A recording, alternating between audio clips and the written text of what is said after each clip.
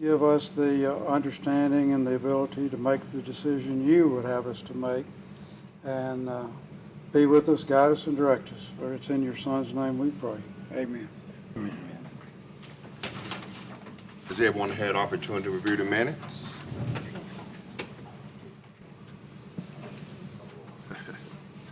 All right, let's have a roll call. Commissioner Ashworth? Aye. Here, I mean. Commissioner Thorne? Whatever. Here. Commissioner Clark? Commissioner Max? Here. Commissioner Jordan? Commissioner Hawkins? Here. Commissioner Skeen? Here. Commissioner Brumbelow? Here. Now, has everybody had a chance to review the minutes? Is there a motion to approve the minutes? Make a motion to approve it. Second. All right, may we have the vote? Commissioner Thorne? Aye. Commissioner Brumbelow? Aye. Commissioner Max? Aye. Commissioner Ashworth? Aye. Commissioner Skeen? Aye. All right, Commissioners, what I want to do is move item 3 to item 2. So we're just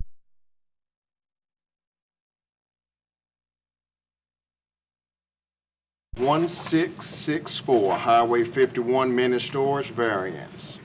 Request for a variance of the maximum size for mini storage in the C2 district. The subject property is located on the east side of Highway 51, north of Memphis Street in Section 21, Township 3, Range 8, and is Zone C2.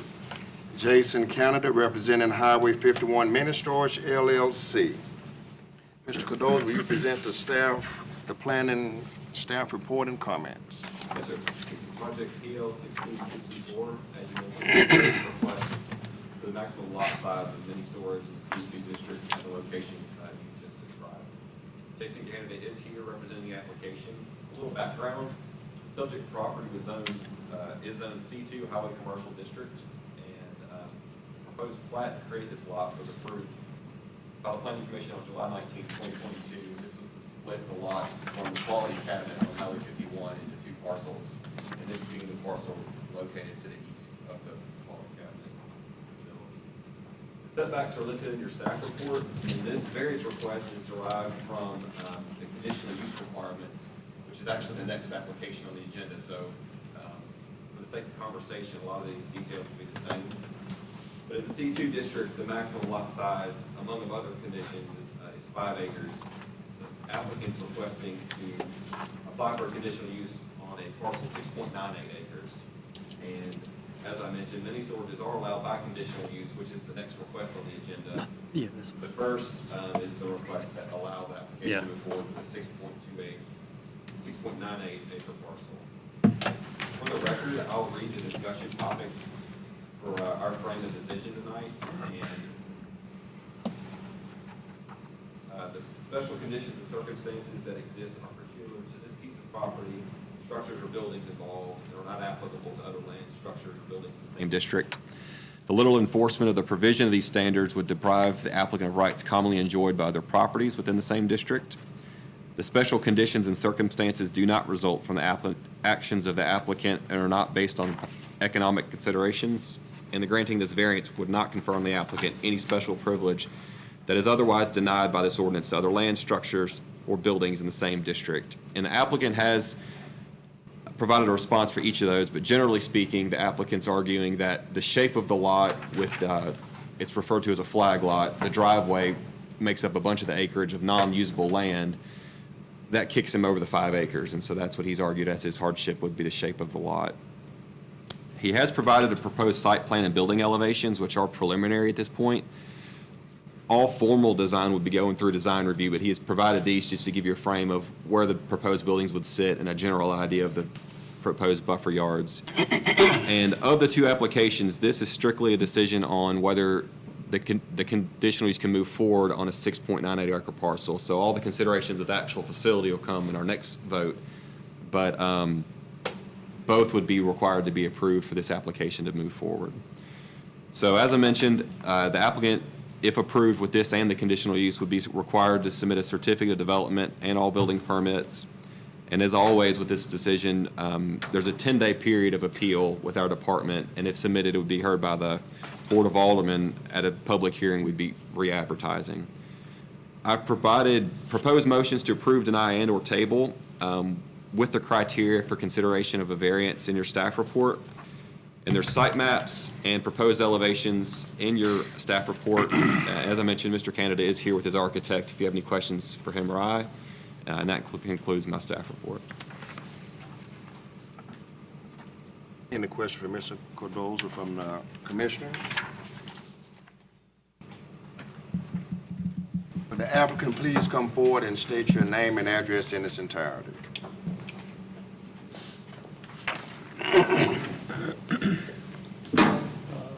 Jason Canada, 75 Shoemaker Court, Memphis, Tennessee, with our family home around the corner at 35 Parkway and across the street from Parkway Baptist Church.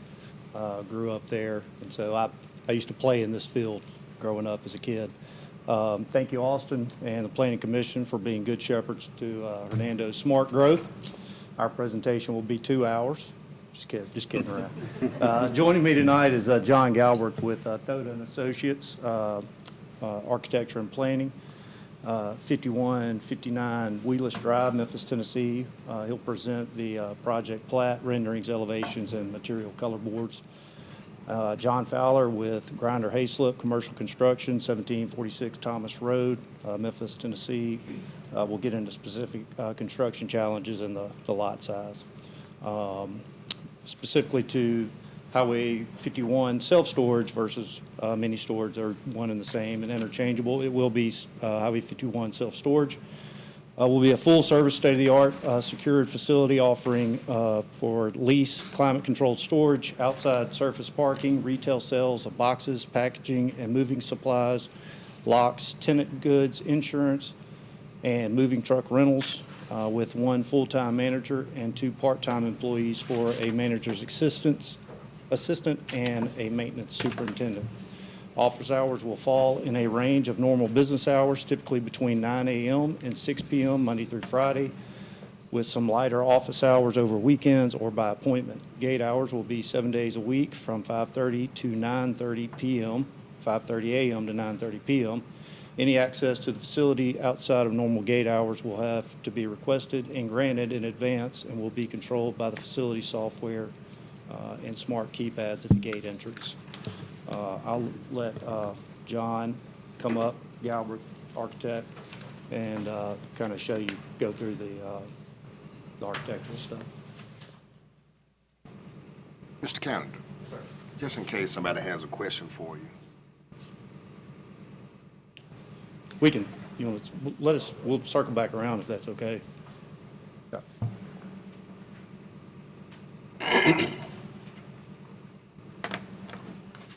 Good evening. John Galbraith, Thoda & Associates Architects, 5159 Wheelers Drive, Memphis, Tennessee. Pardon me? Spell your last name. Galbraith.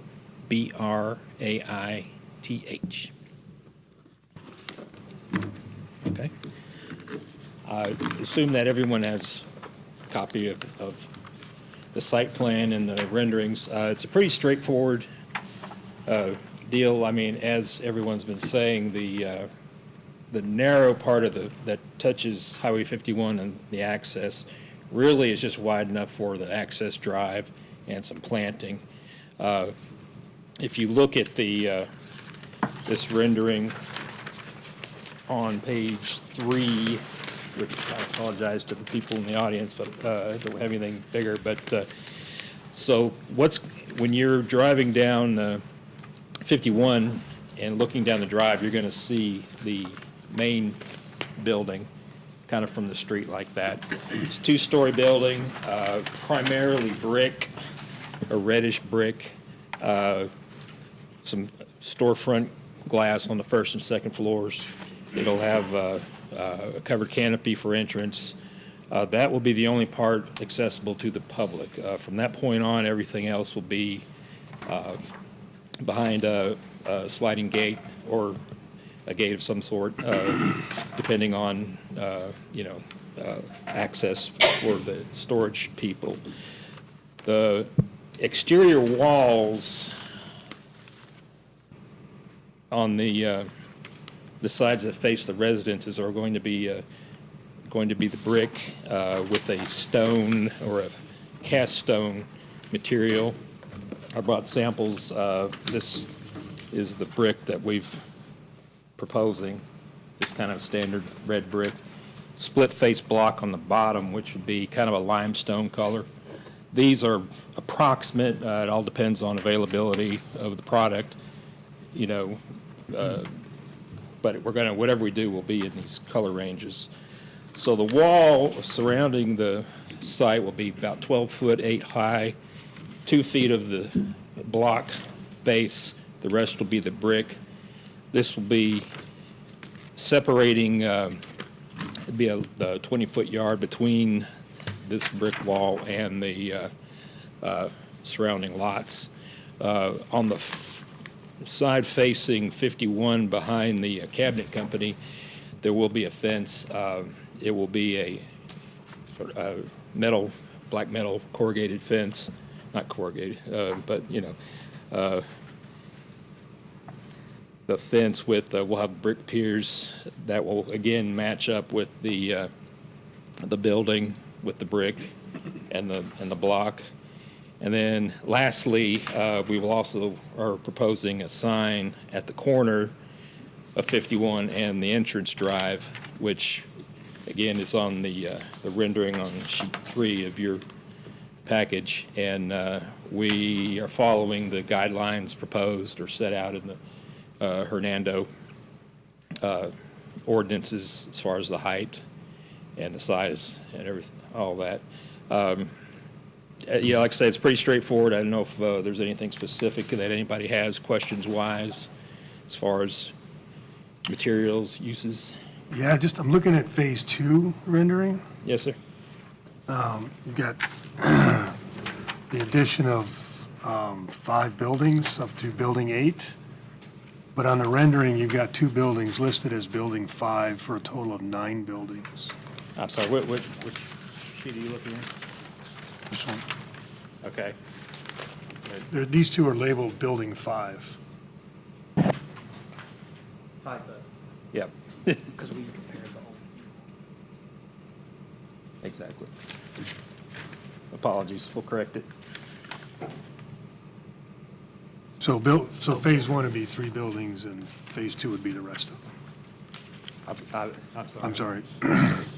Phase 1 would be 3 buildings, and phase 2 would be the rest. That is the plan. Yes, sir. The 4 if you include Yeah, the office, Yeah. because the office is technically detached. Right.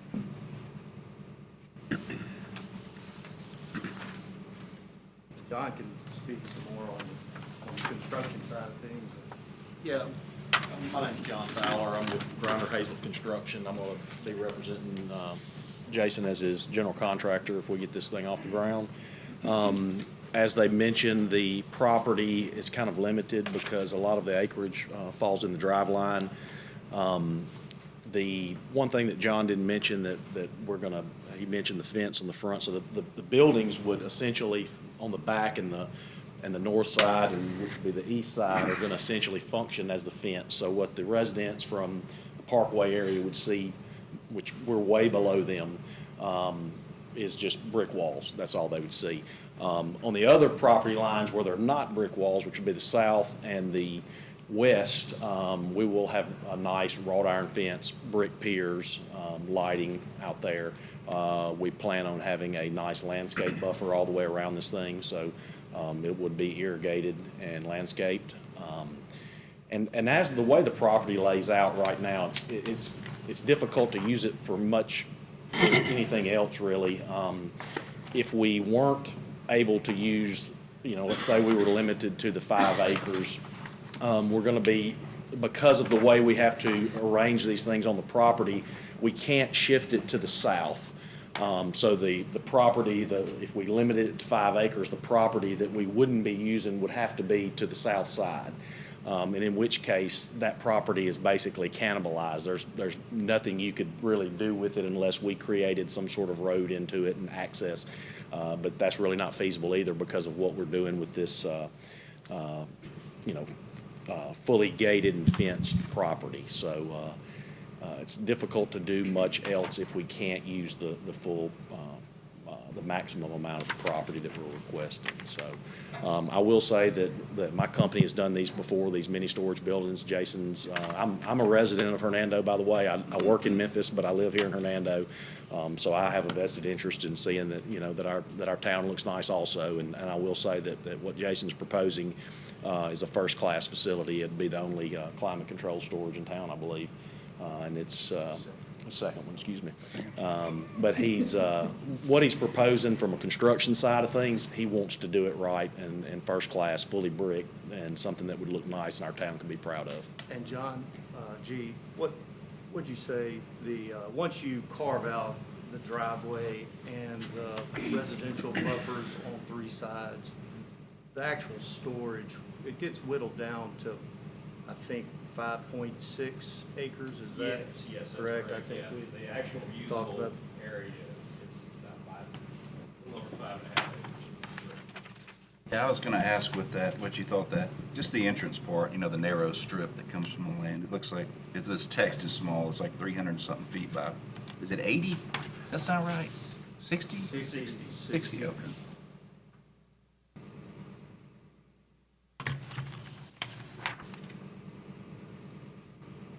That is small. And I wouldn't be surprised, maybe, I don't know, the city is not always super consistent with it, but there's usually some stormwater detention requirements, that maybe eat into some of this as well. Sure. Down the Yeah, you never road, know. but We so might this have would to be have a absolutely detention pond, right? worst case, yeah. This would be worst case, I think, this usage. You might have with a little more green space, maybe.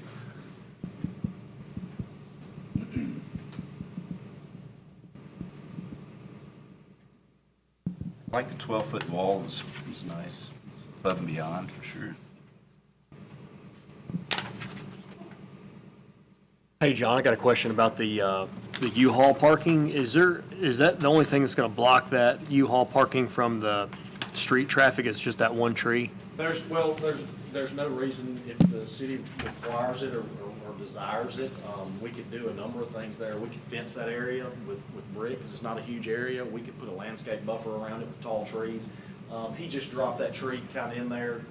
Obviously, we don't get too detailed on something like this. We're kind of doing the minimal design to see where this heads with the city for now. Once we get to that point, obviously, if we needed to create some sort of buffer there, we'd definitely do that. It's not a Yeah. problem. I think we Also, had something come up not long ago, there was some commercial parking out front. And I think that came up, they said they would, so you can't see it from the road so much. And I'd like to add too, that while we're on that discussion, just so everybody understands, that where he shows that U-Haul parking, that's basically a temporary parking. That's a guy pulls up and needs to go into the office or whatever. There wouldn't be permanent hookups out there, or there wouldn't always be a U-Haul there. It's basically customer parking. Oh, okay. But we needed that in addition to the parking on the front. Gotcha.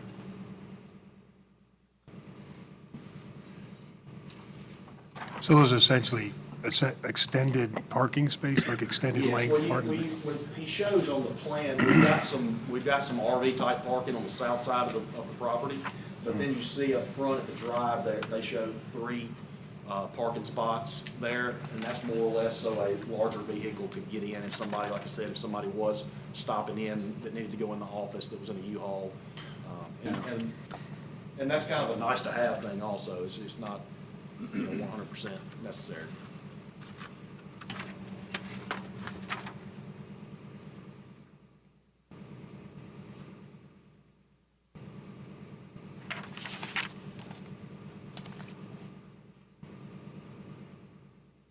We have any other questions for the applicant? I have a question. So with the RV parking on the south side of the plat, mentioned that the wall was actually be the building structures for the buffer against the housing right there. What would be that buffer right there? On the southeast side, on the southeast side. Yes, sir.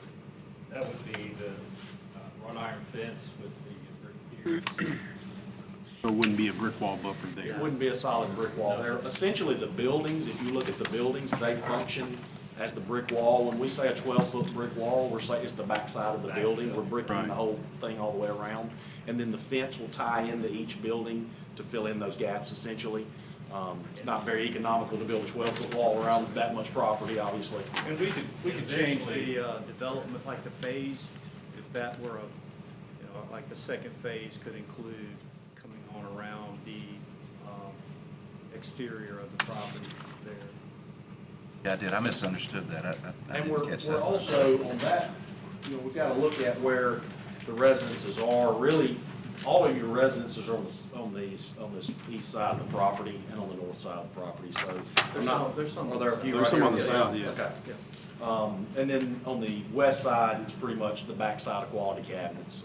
So it's not very visible at all. If you ride through there and look, John actually has a little presentation on the computer where you're kind of driving up in a car, you can see it, and it's not very visible, which is one of the reasons Jason wants the office on the north side with a little bit of signage, because there is not very much visibility from Highway 51 at all. That's why I've got to go 2 stories with the office to get some height when you drive down 51.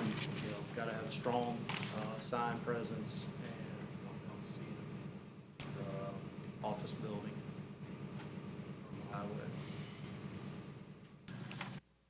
Just for clarity, the extension of the property, the extra 1.9 acres, is that currently where you have the open RV parking, where it's shown? That's that extra, almost 2 acres there, right?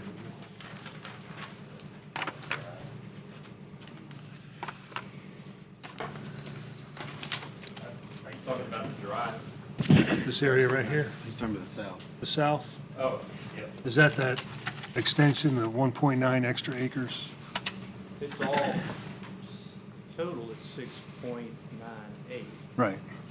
And are you asking what acreage? Well, is in the I guess I'm park? confused between phase, It's all within the fence. I think he's asking about how much acreage do we have in the drive? well, there's a difference between phase 1 and phase 2. Phase 1 shows open RV parking, which I'm assuming that's the variance request for the extra acreage.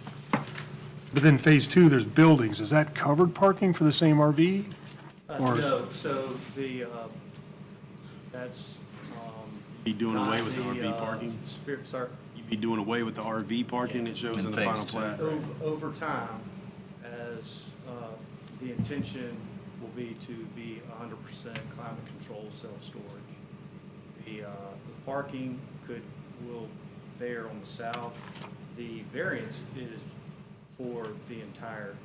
Right. We're not trying to carve it out. It's whatever's feasible or whatever is in demand from a business perspective is what. So ideally, we'll build.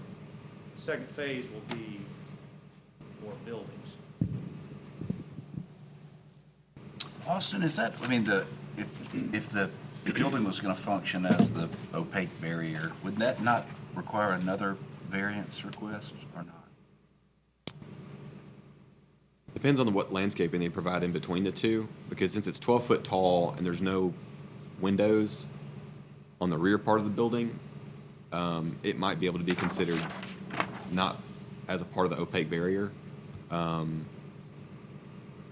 It would still require the distance between the two property lines, and the landscaping would fall in between the two, but, and the setback would still be applicable depending on what the rear setback is. So it's not just exactly scaled, so it kind of depends.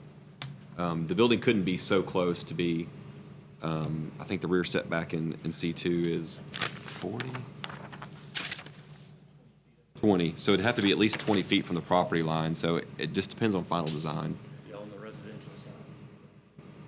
And I will note, too, that the discussion is good because we do have a conditional use following this application we have currently about the buffer yards and the outdoor parking and things like that. But we do need 2 separate motions on the variance being just on the hardship on the lot size and the second being the conditional use. And it's a different set of criteria, but all the conversation is still applicable. That's why we move this stuff around.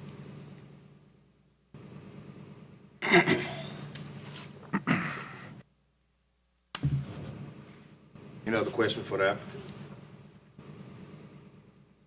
Thank you Yeah, all. just to make sure I understood, so you said you could possibly shift around the phasing to provide to provide that barrier basically between the residential, make Sure. building, what, I guess 7 maybe in phase 1? So we can build out the exterior. Whatever, yeah. And then fill in the interior. Okay. That's, sure. I guess that would be something that handled with staff. Design review. Basically review. Where it can be conditional use. Exactly. So like on the next one, if you want to condition the approval of your conditional use of the phasing plan, and then Commissioner Brumbulow's comment about screening of the parking up front, site-specific stuff is stuff we can include in the conditional use motion, not necessarily on the variance.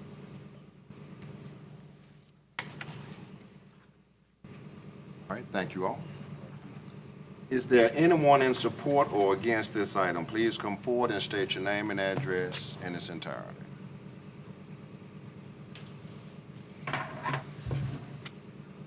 All right. Is there a motion to approve or deny this item?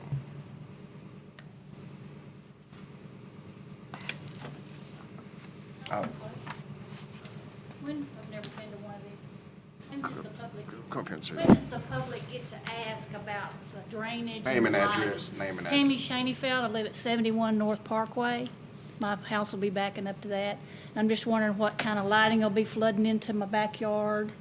And the drainage is bad already, if any kind of problem there. I could probably speak a little bit on this, and John could help me also probably on the lighting.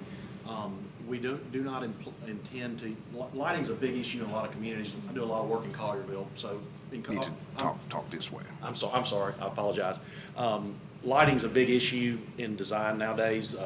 There's a lot of communities that are very concerned with lighting pollution, too much light. I built a shopping center in Collierville one time, and they kind of raked me over the coals after the fact because they felt like the parking lot lighting was too hot, even though we'd done a lighting survey and study beforehand. So the intention here would be to use wall packs that would put out very low light on the backside of it, just enough for safety purposes. But the intention is not to use big pole lights or anything that's direct in light. There's also a lot of the new lighting, and John can help me with this as the architect, and we'll get electrical engineer involved, that the lighting is very specific where it throws, where it casts the light at. So I don't think lighting is going to be a huge concern for the property behind him. Are you on the north or the east? I'm on the east. You're on the east. And John, I'll let you kind of speak on the drainage. I don't know what kind of drainage issues you guys have there, so it's hard for me to speak on that. But obviously, I don't know what the elevation change is there, but we're well below you guys on that. Below. No, you're not where we're at. Okay. All Yeah, right. it's, Yeah. my name's Steve Shaneyfeld, 71 North Parkway. On the back. And address us. Excuse me? Address us and he'll hear it instead of. Okay. I lost my train of thought. The elevation behind our house, when you walk out in my backyard, I've got a gate that goes behind the fence, and it shifts probably 5 feet up, right there. It's got a pretty steep bank right now. My concern more than anything right now is you keep talking about a 12-foot wall. Is that wall going to run behind my house so I don't have to see it? Or are you going to put a wrought iron gate where I have to look through it? You would see a 12-foot wall from where you're at. You would not see a wrought iron into the property. Look here. Can I Or address you him? can help me, where you're at. Yeah, I'm right here. Okay. This is me, and this is my neighbor Ray. He's right there. Okay, so obviously on this side, if this is what you and the city and whoever desires, we want to be good partners in this whole Right. thing. If we needed to pick up more landscape buffing on this side, and when I say landscape buffing, tall evergreen trees, something to block your view into there, we could do that. What they were also just discussing earlier was, instead of, in the further phases later on down the road, instead of filling in these buildings here first, Right. would be building these buildings out around the perimeter first. So that's one option. And this going away? Yes, sir, that would go away. Yes, sir. And then again, that's future use. Right.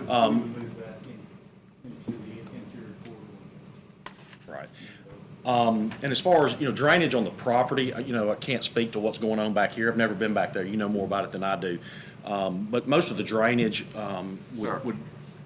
Talk a little bit, she's trying to take notes, and I'm it's like sorry. you all having a conversation instead of addressing Right, us and right. anything. Mo- We most can't of- get anything in the record if y'all are. Right, I feel like most of the drainage, obviously, we haven't had it surveyed, so we don't know exactly what's gonna happen, but obviously, we'd be responsible for getting the water away from your site and heading more toward quality cabinets and at that point. And there's a requirement, I mean, there will be an engineering review for drainage by the city. The city does that. I mean, that's so. Well, we had a bad experience when they were building next door, and I wound up with about 1.5 feet of mud piling up in my yard because the planning commission allowed them to raise that lot above my lot. And so I'm a little skeptical about drainage, if you catch my drift. Yes, sir. No, I understand. Yes, sir. And There's recently been a new committee formed by the city that is addressing Well, drainage. I got concerns, involved too, with so the that's a- DEQ, and Oh, it yeah. was absolutely, nothing was done. So. I get And it. this may not make you feel any better, but as a commercial contractor, we hold ourselves to just a slightly different standard than residential building. Right. As he said, this thing's gonna be fully engineered. This isn't just gonna be a guy out there on a dozer that's gonna slick it off. This will be fully engineered. We'll have a drainage plan. We'll show where the water goes. And I think that should alleviate those concerns. And again, I live here in this community. I wanna be a good partner to you too. I'm not a guy that's just showing up here to build something. I live here in Hernando, and we want to make sure that, Jason's family lives back here in this community also the same. But they're not building it in your Not backyard. right on top of it. I understand that, yes, sir. You got anything to add to that? No, I think you covered it. I think John covered it pretty well. But yeah, I think drainage is always a huge issue. And we will have civil engineers who, that's their job, is to basically figure out how to drain the site, make sure that it doesn't go where it's not supposed to. Detention ponds, we mentioned, if we need to do a detention, we will. I think it's all just part of the plan. But right now, like John said, we haven't done any surveys out there yet. That would be a step down the way. But once we have surveys, then we'll be able to have a better idea as to make sure that it doesn't drain where it's not. I hope I can remind it even better. Okay.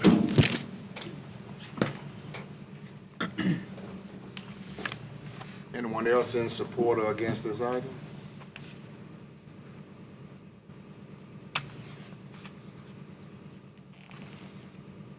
All right, is there a motion to approve or deny this item?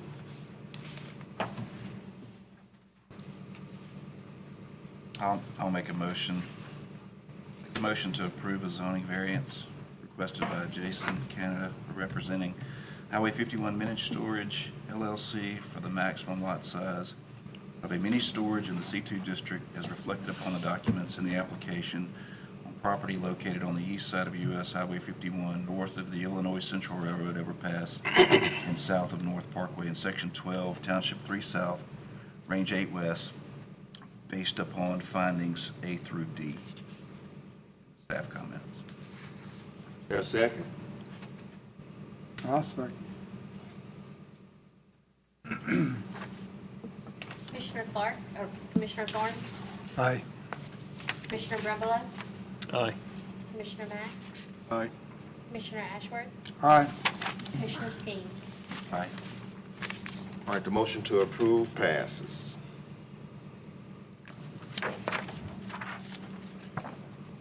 The next item is PL 1666, Highway 51 Managed Storage, Conditional Use. Request to allow a managed storage in the C2 zoning district. The subject property is located on the east side of Highway 51, north of Memphis Street in Section 21, Township 3, Range 8, and is Zone C2. Jason Canada, representing Highway 51 Managed Storage, LLC. Mr. Cadoza, will you present the planning staff's report and comments? Yes, sir. This is project PL 1666. The request is for a conditional use for mini storage in the C2 district. The details are the same as our previous application, and the applicants are the same as well. More specifically, in the C2 district, the following criteria in your staff report, and I'll go through those briefly here in just a second, are required. The site must contain 2 acres, no more than 5, and that's the application we just heard for a variance for. The rest of which are pretty typical with mini storages on a site this size, with the distances between buildings, this parking spaces required, fencing, signage, and then some language about specific materials that can and cannot be stored. Particular to this application, I think it should be of note, is the 6-foot-tall fence erected of composition as dictated by y'all. And so, in this case, it seems the applicant wants to propose 12-foot brick wall as a proposed part of the building to serve as that fence. And so, in a proposed motion, I would request that we address the buffer yard and the building serving as that opaque barrier in lieu of the fence, just to be clear when it comes through certificate of development, as Commissioner Skeen said. In addition, with the parking, there's plenty of room for the striped parking within the site. In the past, the Planning Commission and the board have considered waiving the requirements on spaces provided, since the impact on this for permanent parking is kind of low. And then additionally, on the parking up front for Commissioner Brumbelow, as previously noted, we might want to consider on the screening of the abutting parking along the strip of the driveway coming in. So the criteria that's listed, all of which is applicable except for number 1, which we just approved the variance for on the sites no more than 5 acres. The criteria for consideration of the conditional use are how this lot will not substantially increase traffic hazards or congestion, how it will not increase fire hazards, it will not adversely affect the character of the neighborhood, it will not adversely affect the general welfare of the city, or overtax public utilities or community facilities, and how it is in general conformance with the recommendations of the city's general development plan. And applicants provided responses to each of those, and I do request whatever motion we have be in regards to that criteria. But as I previously stated, the conversation about site-specific details, this would be the time to include in a proposed motion any site-specific details you'd like to see or recommend, or additional fencing or buffer yard requirements, or any considerations on drainage, anything site-specific you'd like us to catch during a certificate of development. Now's the time to consider a lot of that. But the request in front of you is a conditional use for the mini storage. So this is a request for the actual use in the C2 district. The applicant's here, and I'm available for any questions if you have any.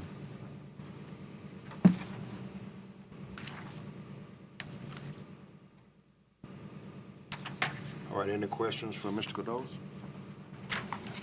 Will the applicant please come forward and state your name and address in its entirety? Jason Canada, 75 Shoemaker Court, Memphis, Tennessee.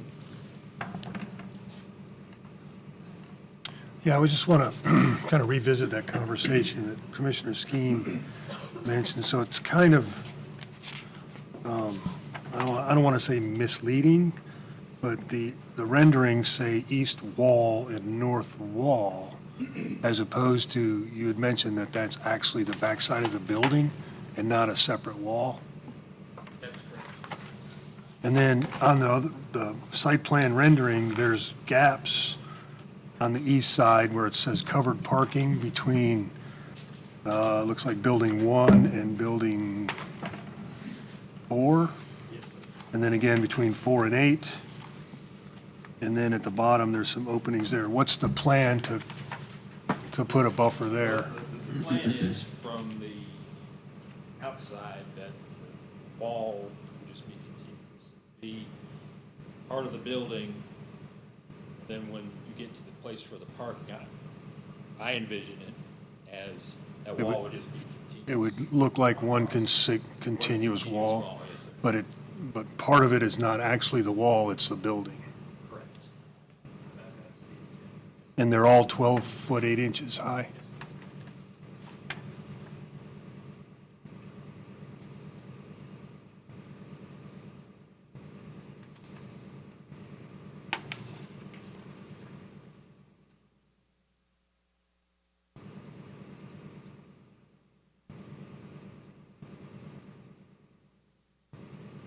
Any other questions for the applicant? So if there is a need after the engineering for the retention pond, safe to assume that that would probably be on the exterior of any kind of wall, right? We would have to carve out space for that, obviously, if we find the need for a detention pond. Yes, sir.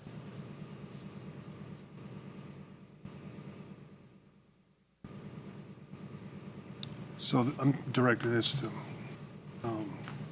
the planning office. Conditional use, according to Phase 1 and Phase 2, we have a RV open parking use in Phase 1, and then that use changes when Phase 2, and we're going to take out the open RV parking and build a building. So do we have to make allowances for the use to change in between phases? I think you'd be approving the phasing plan to allow, once the building's to be built, that parking would just go away. Because I guess the best way to say it is there's a lot of specific conditions on this use particularly, and it doesn't necessarily say how many buildings. And so I think if you included in your motion language about the outdoor parking of the RVs to go away when Phase 2 is constructed of the buildings, I think we would be safe. But I would like to include language about any additional proposed buffer yards. And to Commissioner Skeen's point about the opaque barrier serving as the building, it would be unique. And it's unique to this use only because of item number 5, the 6-foot tall fence, a composition of which shall be approved by the Planning Commission. There's 3 basic ways to do the opaque barrier between commercial zoning and residential. You can do a berm with landscaping, you can do a fence, and you can do a wrought iron fence and fill in the gaps in the wrought iron with landscaping. And so you kind of have options in our design regs of how to do it. This would be unique to item number 5 of what type of fence y'all want to see between the buildings and the residential zoning. So if you feel the 12-foot wall would be sufficient with landscaping as provided, that's fine. Or if you want an additional fence, that's something you can consider as well. So it's unique because it just says the composition of which shall be approved by the Planning Commission. And it was a little unclear when I guess it was submitted. I guess I didn't catch it either about the wall serving as the building. And so that's why I want to make sure whatever motion we have is very specific to what that is, so we can be clear with the building permit. There's a 20-foot buffer between the wall of the building and the property line, which would be landscape accordingly. Yes. Yep. I think it's got, the 20-foot is the rear setback. The actual buffer, I believe, has to be a greater distance than that. So just because of the abutting zoning being residential. And so that, it's kind of complicated, but there's a certain number of plantings you have to do with the types of trees and the filling in the gaps of the trees. But primarily, they just want to use the 12-foot bricked wall of the back of the building to serve as that fence as required. And that's something you have the discretion to approve based on number 5. Or not. Can't recall, what, the mini storage that we did down on, near the dog park down there, was a variance request for that. That was before you were here, I think, Austin. No, yeah, I remember that. That's, Request, basically, eliminating that. I can't remember how it turned well, out. it was the difference between Did they use the yeah, building? Okay. but it was a debate between residential or commercial or commercial or commercial. I think they reduced the buffer yard It's distance. 30 or 50 feet difference over there. But it was I think what Commissioner Thorne is saying is, there were 2 different zoning districts that it was abutting. Oh. One area it was abutting the residential zoning district, and the other, it was abutting the park, which was. That was the confusion. It was commercial, then residential, then commercial. So that's where part of that confusion came Do you remember did we waive the requirement for the separate barrier that abutted I guess nothing really abutted residential, did it? No. Well, that's Yeah. the thing. The dog park was considered residential. Oh, in. No, okay. there was a residential. Oh, on the other, area, yeah, right, on that side. And I don't remember specifically. I know we denied the variance going to the dog park that way, but I can't remember. I think the trees, extra trees or something was going.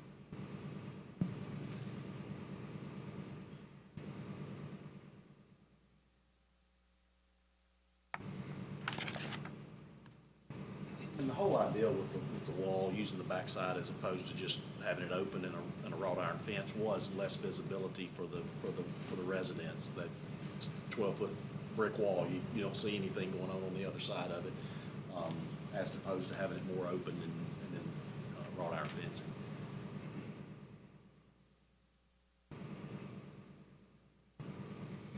Don't get much more effective than a 12-foot wall. That's what I was thinking, is better than wrought iron landscaping. You can't see anything.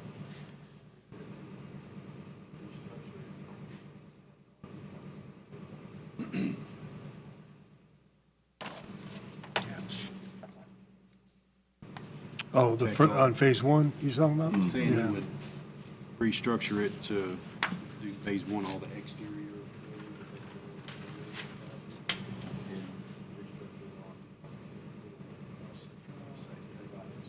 So I think I know what you're saying. So building Is that three. correct? So I think probably if we were going to, so the spirit of this has not been phase one or phase two. It's phase one is initial groundbreaking. That first building that's inside, from a strategic development and kind of the science of self-storage facilities, I'm a little hesitant to push that building, take that square footage and initially go to the south. I would probably have to say we kind of need that building right there. Now, coming back with additional square footage as we build the property out, I would say we could agree, Commissioner Max, of what you're kind of bringing up is to add exterior buildings. That first building by the larger building, wider building by the office, that's offering some visibility from the highway. Right, right. And that also is where our gates are. And so we're kind of getting into some operational, a little bit more, but third, the additional buildings have no problem with going, the perimeter, thanks. My biggest concern would just be roughly the 8 residents, which I think one of them's here. There's no telling how long it's gonna be before that other phase is done, and they're not gonna have a buffer. There's gonna Right.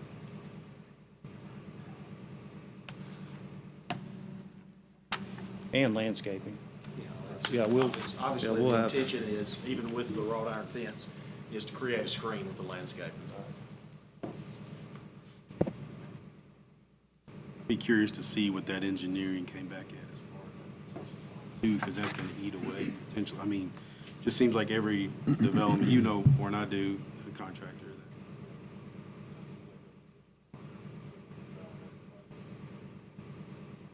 that could potentially change the layout of Right, obviously. Properties if as it- well. If it becomes a need or has to be there, then obviously we'd have to carve out space for that. And that would come out of what you see now as asphalt. Essentially, it would come out of the property, the main piece of the property.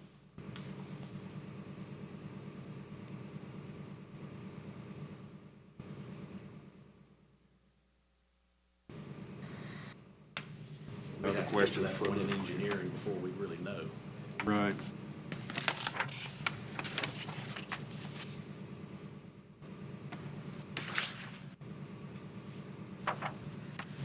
Any other questions for the applicant?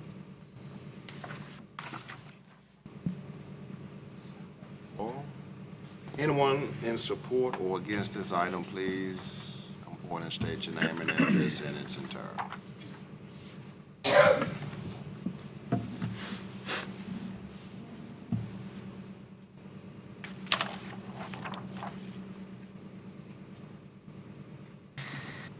Is there a motion to approve or deny this item?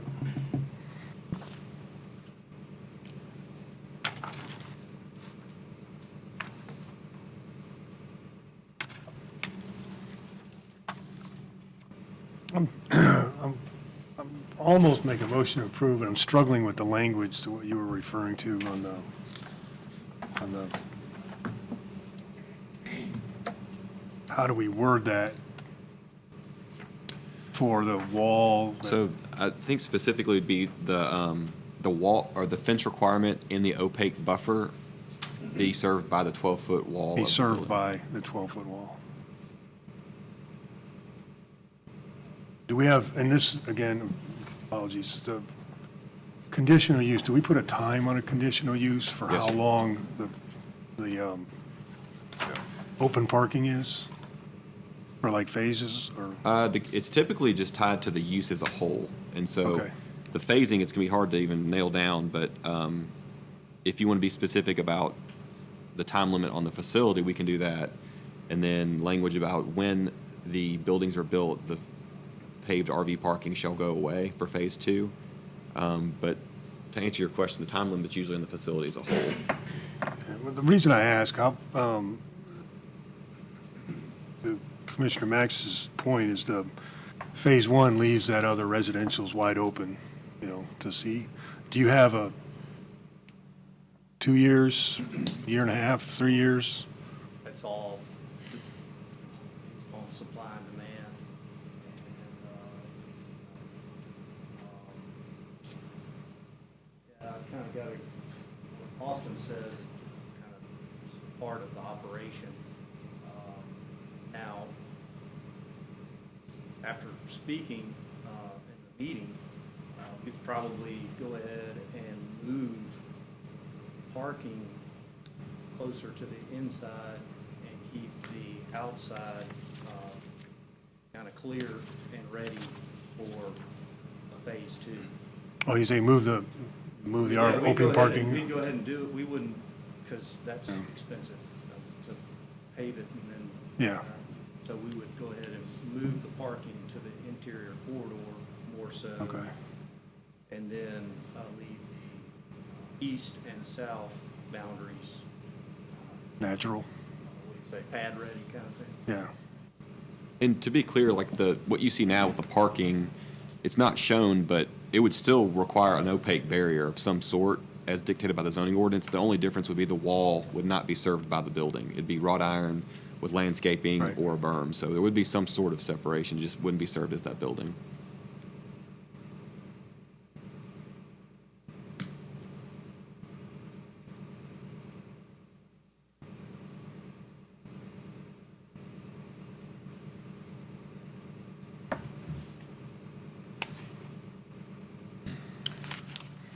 When do you anticipate to do the engineering as far as for the drainage? I just think this thing's gonna change design when that comes back.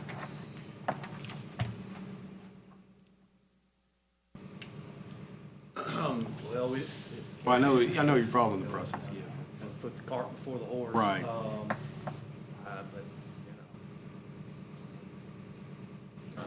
That would be one of the first things, once the trigger is pulled. The civil's the first thing that's We'd going be to calling Right, Joe once Frank the- pretty quickly. Right, once, obviously, the variance that we just approved, let's go, I guess, to the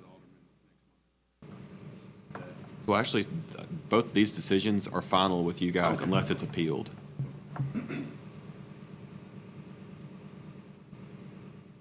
I think overall, the engineering portion and the drainage it's just a separate consideration from tonight, really. I mean, that's not really our, and of course, we're all concerned about it, but we have to rely on the city engineer and staff to protect the community from, to make sure that they follow the design guidelines. His design could change tremendously between now and finalized plans, but depending on what they find. So I don't see it as an issue for the use, specifically, and what we're voting on.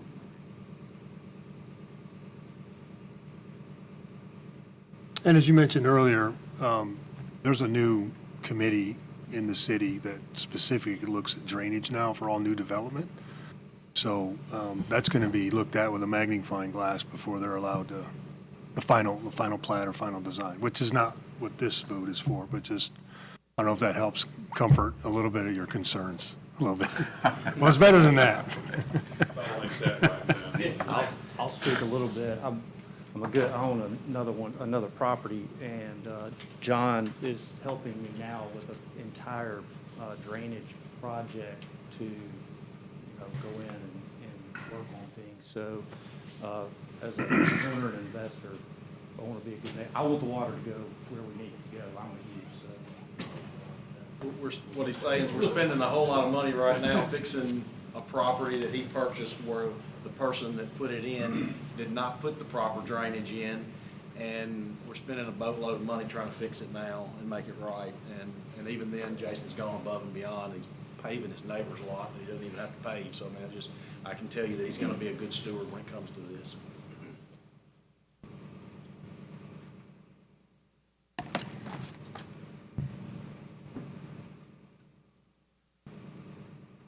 The motion's still open? Oh.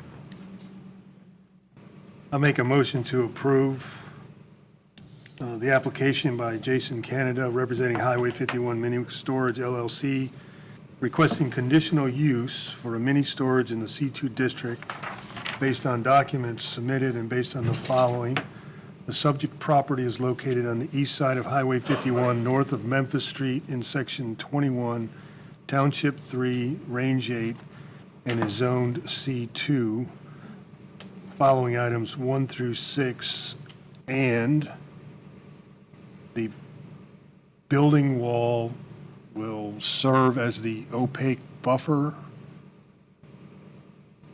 Is that enough? Serve as Where the- applicable. Where applicable, Yeah, serve as the fence within the opaque buffer. serve as that fence.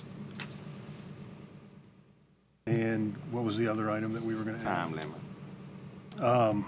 Well, and that's where I'm confused again on the time limit, because we can't, like you were saying, you can move the parking, the RV open parking in towards the center, but we can't really put a time limit on when the phases are, right? It's tough. Yeah, It would be no. almost impossible. But the time limit you provide would be on the facility as a whole, and that's when they would be required to come back and renew. Okay, 10 years? I don't know.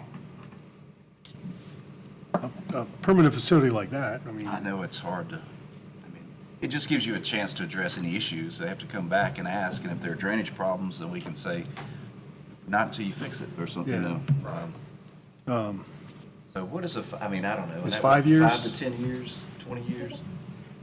Typically, the way the commission has always done it is done a shorter time frame for the first conditional use, and then once that comes back after whatever year, 2 years, 3 years, whatever you decide, then they start raising up the time frame.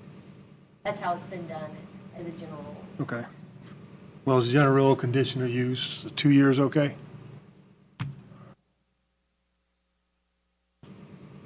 A lot of, What ifs? a lot of expenditure, capital, really, this is capital intensive. Well, that's just, So, that's our, you know, that's what a conditional use is. We have to put a time limit on it. So the overall, you guys want to carve out the parking? This would be just the time limit on the approved use for having a mini storage in the C2 district. To have a Just mini the overall storage use on that property it's for always 2 limited years. On a conditional use to some time frame. Which is kind of crazy, but it is, that's the way it is. It's standard. We still got this motion open right now. Yeah. Yeah. Well, what would be a historically a typical first year use for something like this in your experience? You've been here longer than all of us. I mean, I guess it would be. Typically, it is like, the first one is about a year, 2 years, and then all it is just, it's, And you just come back and ask Yeah, the planning all it commission is to is just grant the making the conditional use application and again then it after comes 2 back. years is all that's involved. go through the meeting and then move forward, Also, as long as everything is.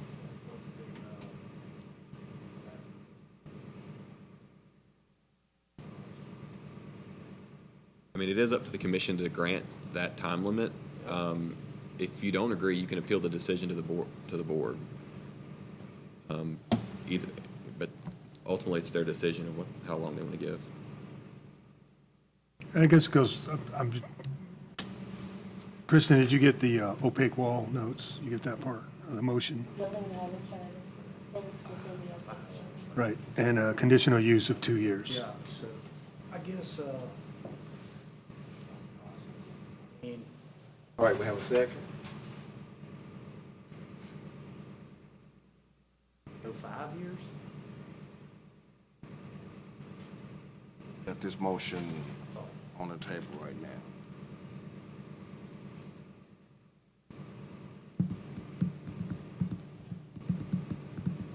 I mean, it's basically just coming back for the commission, and if everything is, there's no drainage issues, it just gives us a chance to correct issues if they're not headed in the right direction.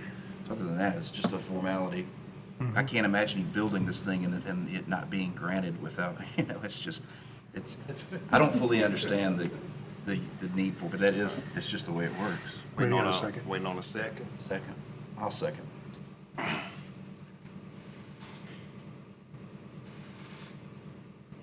Commissioner Thorne? Aye. Commissioner Brumbelow? Aye. Commissioner Mack? Aye. Commissioner Ashworth? Aye. Commissioner Skeen? Aye. All right, the motion to approve this item passed.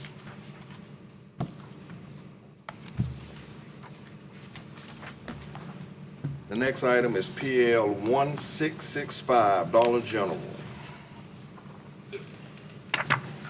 Request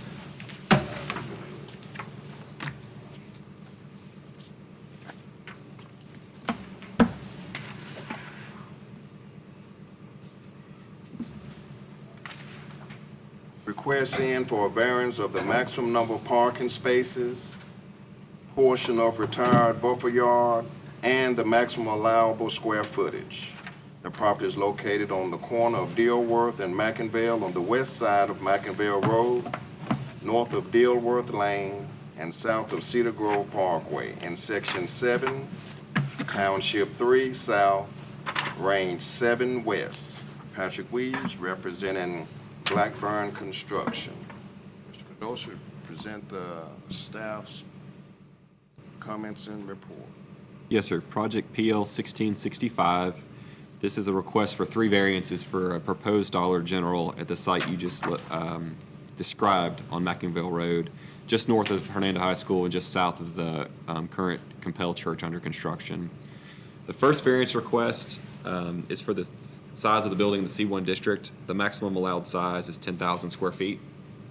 The applicant's proposing a building size of 10,640 square feet, so they're requesting a variance for 640 additional feet.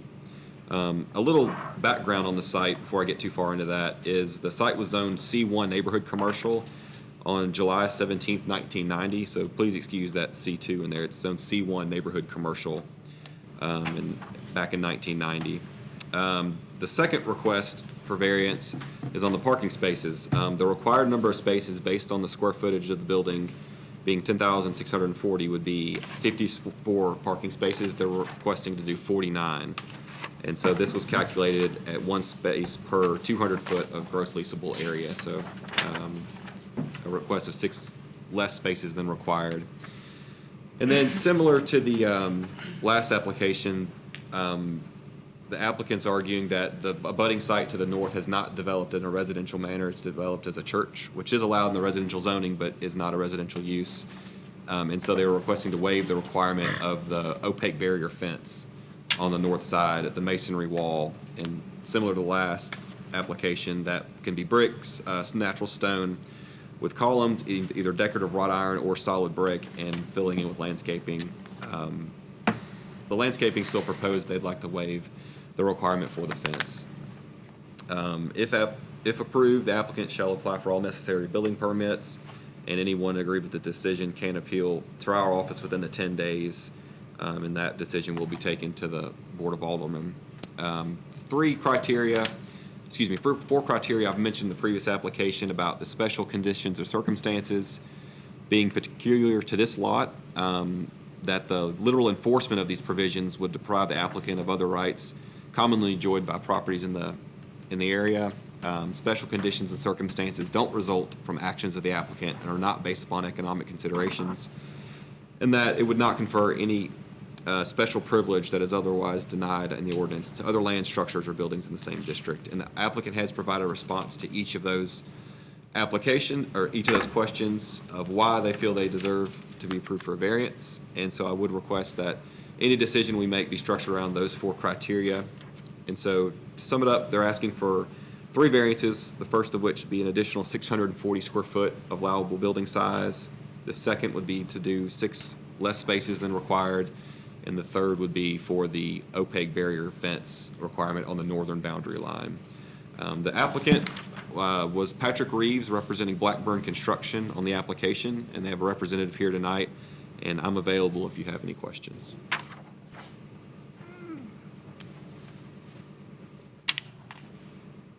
Question, Mr. Cordova? All right. Please state your name and address in its entirety. My name is John McCarty with McCarty Granberry Engineering, address 198 Progress Road in Carrierville, Tennessee. Thank y'all for the opportunity to speak to y'all tonight. The 3 things that we'd like to discuss, the variances. Dollar General, as you're probably aware of, has many stores. About 4 or 5 years ago, their standard store, their prototype, went to the 10,640 square foot store, which is a little bit over y'all's 10,000 square foot requirement.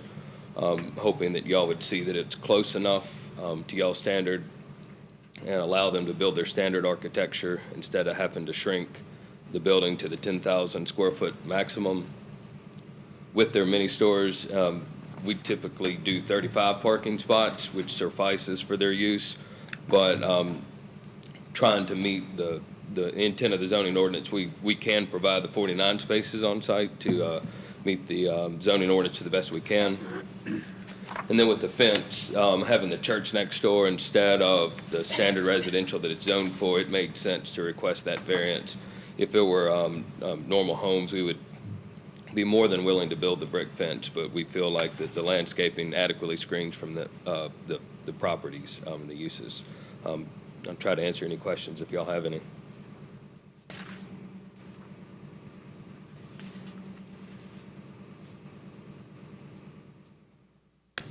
Question for Mr.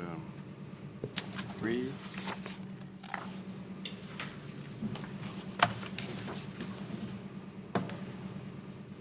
No, it's no problem. Patrick wasn't able to be here tonight.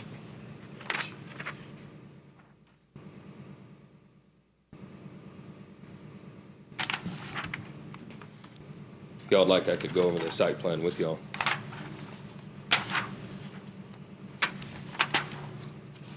Yeah, sure.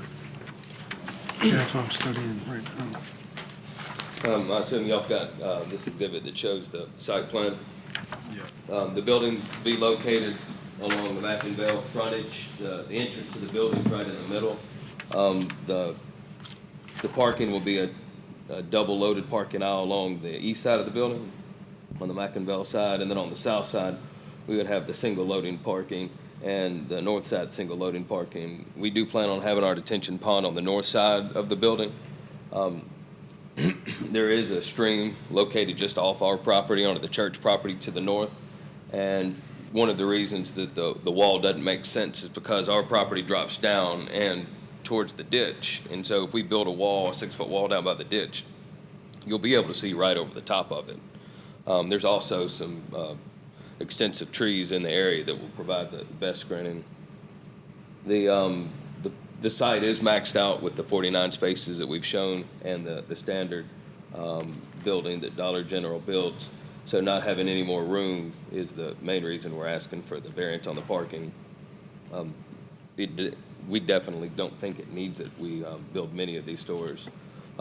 We'll have the dumpsters located on the north side of the building at the end of the parking there.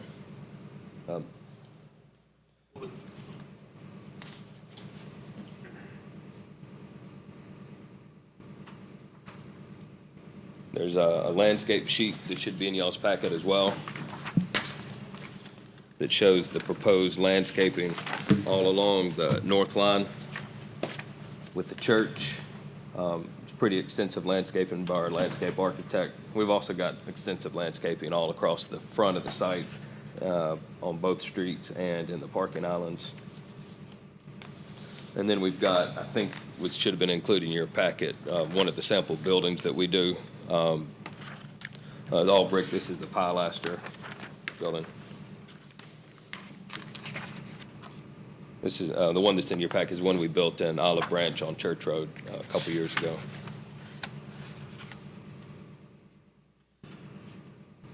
The only entrance, pardon me, would be on Mackinville? Yes, sir. There wouldn't be one on Dilworth? Yes, sir.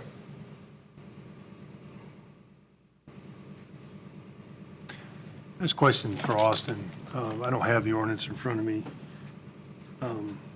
The plan you got showing 2 handicap parking. Yes, sir. Is that what's the number of handicap per square footage? It's based on ADA compliance. I don't know off the top of my head. The ADA law is that once you get to 25 parking spots, you have to have 1, and under 50, you have to have 2. So every 25, essentially? Well, as you go up in spaces, you don't have to provide them every 25.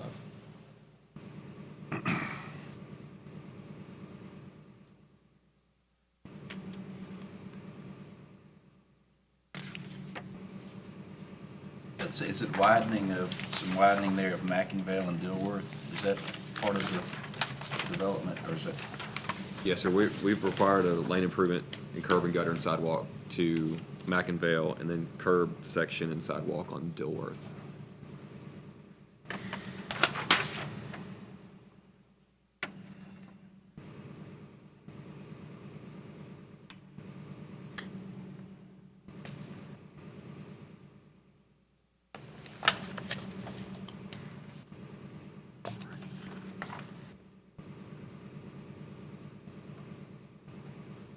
Any other questions for the applicant?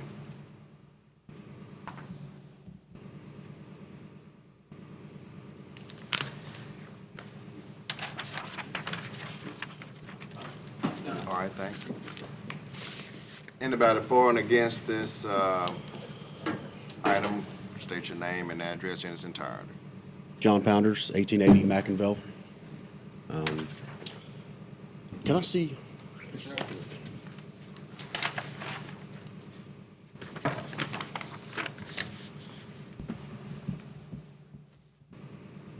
Just to be clear, this is, where's your north side here? This is the north side up here. This is Mackinville. That's Okay, Dilworth. all right, so you've asked to not do the fence because of the downgrade? Yes, sir. And that's also where the. Make sure you address the commission. Yes. So he's addressed not wanting to do the fence on the north side due to the slope going down towards the church, which is also the side that they will have their dumpsters on. So if you're driving south on Mackinville, you'll see a nice pretty lake and a nice pretty house on your left, and then a big Family Dollar with a bunch of dumpsters on your right. I think that's a mistake, and I think it's one we can avoid if we just point out the obvious, that we would prefer not to have a lot of dumpsters on Mackinville be out in the open. People have property, a lot of property. It's got value, and we would like to keep that as much as possible. That's it. Thank you. Excuse me, did you say your address was 1880? Yes. Okay.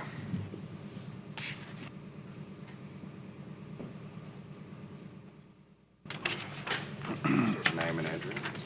Yes, Ryan Kilgore, 965 Cedar Grove Parkway. So this Dollar General that's being proposed would be directly south of my house. Coming out, we currently see a parking lot for another development that's taking place. And this would only exacerbate that, where we would see the back of a building and not have any other barrier. All the trees have already been removed for loss of privacy there. So would definitely consider having some sort of privacy so we're not seeing a building and dumpsters from our backyard on a daily basis.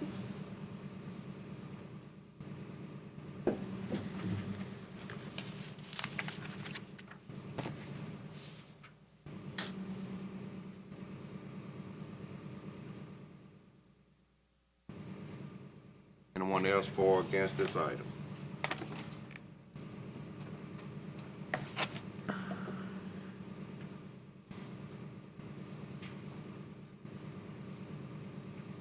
My name's Karen Love. I'm at 985 Cedar Grove Parkway. I'm directly to the left of Ryan, who just spoke. And like he said, we're already been raked over the coals with the absence of the trees. We're open to all the sounds on Mackinville. We're open to all the sounds from the school. And then to add the garbage cans and another building on top of that it's just not fair. I'm kind of jealous because when y'all were talking earlier about the warehouses and stuff, everything, the residences were taken into consideration. And I'm not sure what consideration has been given to the row of houses that are backing up to Compel. And I vehemently deny that this is going to be a good thing for us. Hey, John, have y'all met with the school system at all to see how this is going to affect the school system at all? We have not.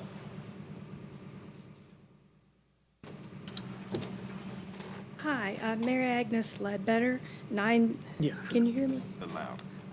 Mary Agnes Ledbetter, 960 Cedar Grove Parkway.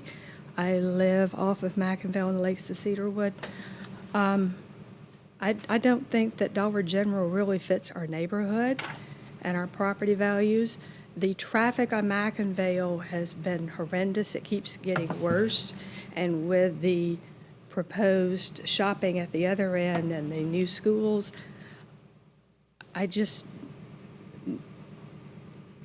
the traffic is awful.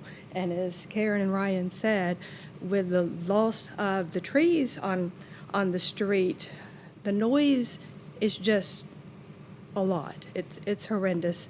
And at the very least, I would ask that you require there to be a wall.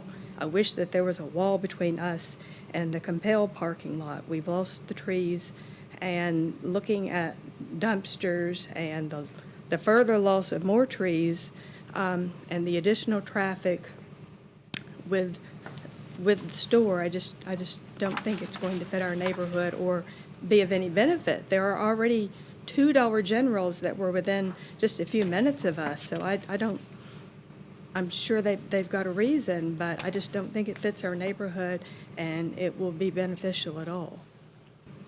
Thank you, sir.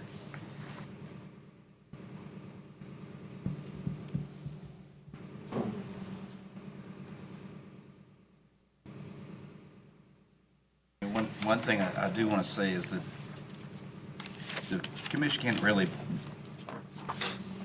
it's an allowed use in that zoning that's existing. So all we're really hearing tonight is, can they get a variance on these few things that they've asked? There's nothing the commission really can legally do to say, we don't want a Dollar General. I mean, I don't think it fits the neighborhood either, but I don't have the authority to, say that. I mean, that's just not, it's zoned what it's zoned and it's allowable use, so I wanted to put that out there. Right.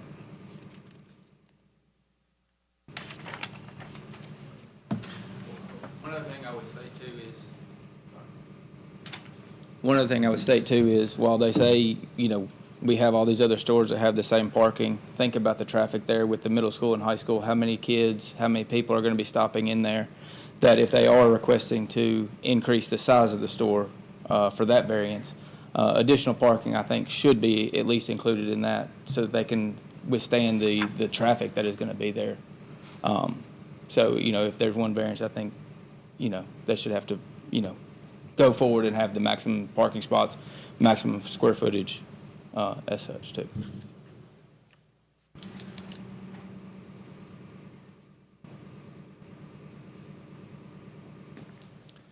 Keith Fulcher, 765 Cedar Crossing. I'm just concerned about the traffic, and I've seen car head-on collisions. I have children at the high school. I mean, that's my only concern about whether you build a Dollar General there or not, coming over that rise. So I don't know if that factors into any of the consideration about the egress and entrance, but I haven't seen the plan at all. I spend a lot of money at Dollar General, and, so I'm not dissing Dollar General, but just the location of it, the safety of it. Again, I don't know who monitors all of that, but I'd like to hear a little bit more about the safety aspect of it for my children's sake. Thank you.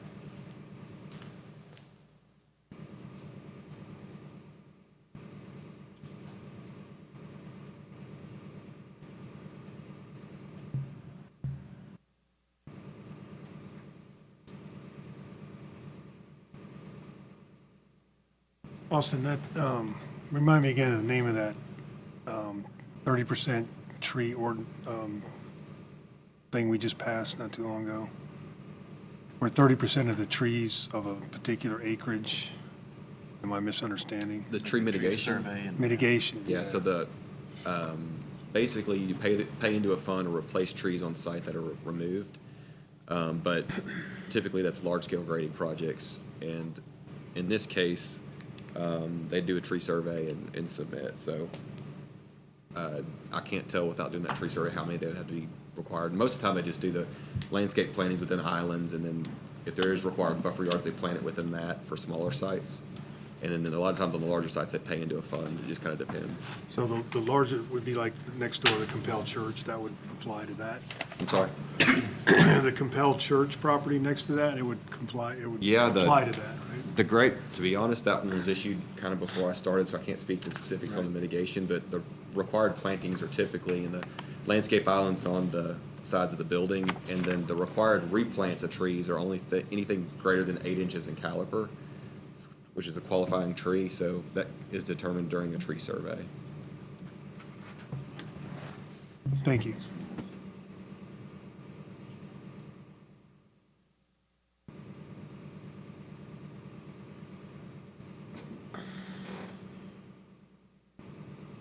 Anyone else in support or against this item?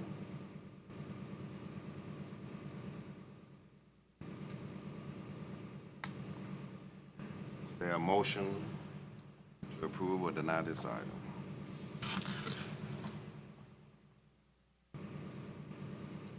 But John, y'all haven't done there's not been any kind of traffic study. No, on these sites, we typically do a trip generation traffic study. It's based on the square foot and basically how much traffic it's going to be. And there's really no issues related to that road of that size and this type of traffic. So your study is based on a number of trips to the store, based on the square Correct. footage of the store, If, not necessarily that particular road? Anything else would be what would be requested by the city engineer. If they said, hey, we've got a different issue out there and they would request it, then we would provide a full traffic study based on schools or other, neighborhood entrances that may be in conflict.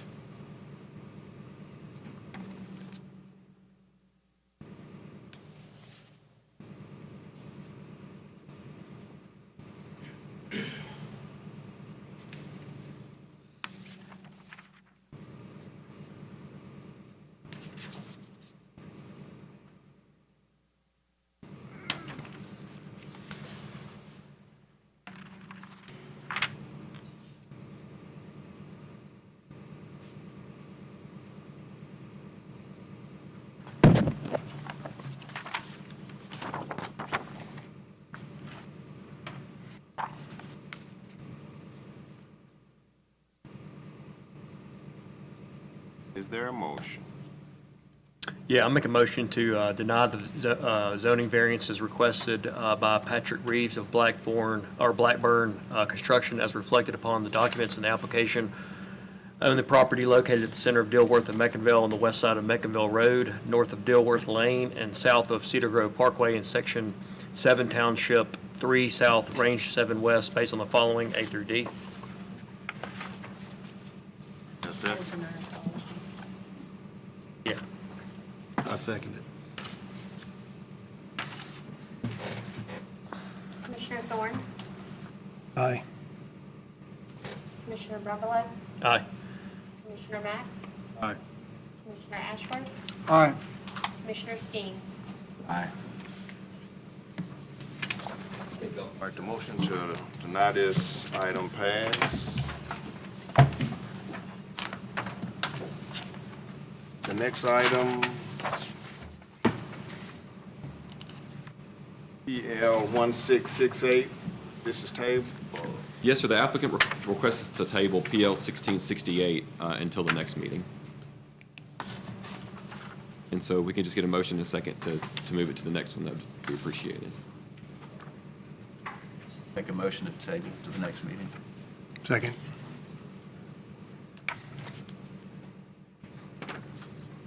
Commissioner Thorne? Aye. Commissioner Brumbault? Aye. Commissioner Max? Commissioner Ashworth? Aye. Commissioner Skeen? Aye. All right, Vice, the item will be tabled to the next meeting. The next item is PL 1669, Lambert subdivision. Second revision, request to amend the lot line of an existing subdivision. Mr. Dorsey, would you present us planning staff report and the comment? Yes, sir. This is Lambert subdivision second revision request located on the south side of Holly Springs Road, west of Lambert, section 20, township 3, range 7. Andy Richardson and R&H Engineering is requesting to revise the existing plat of Lambert subdivision by slightly amending the lot line. This was approved in 1971 by the Board of Supervisors, and the zoning is A, agricultural. The request is for the driveway. They've located an encroachment of the driveway, so they're requesting to shift the lot line to fix that encroachment between lots 1 and 3. Since this is an existing platted subdivision, they're going to since this is existing platted subdivision, they're going to have to replat it with Chancery Clerk, so that's why the request is in front of you. Both lots are roughly 3 acres, and the subdivision's setbacks are listed in your staff report. If you look on the plat, the original property line is on the plat, and then the new property line is listed as well, so you can see it protrudes to the north just slightly to revise lots 1 and 3.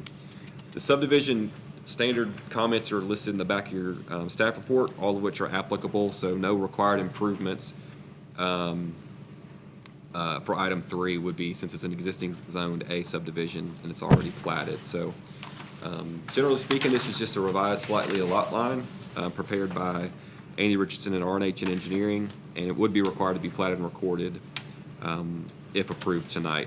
And so I'm available if you have any questions, and the applicant is available as well.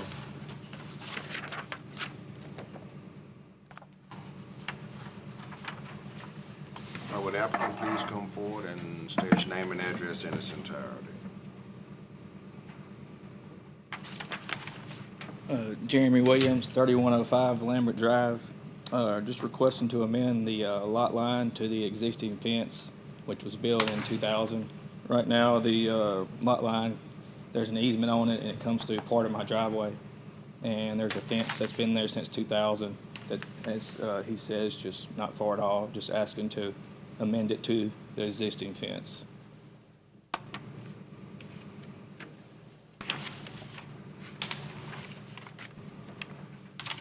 Any questions for the applicant?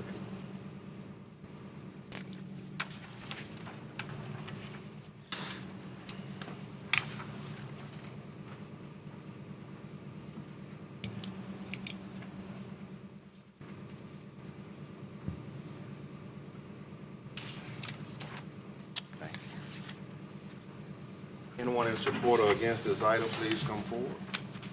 State your name and address in its entirety. All right, is there a motion?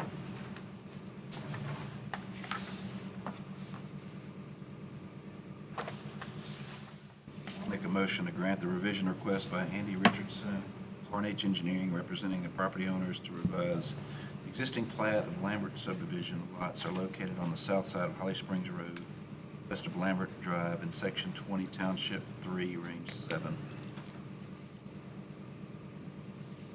There a second? Second.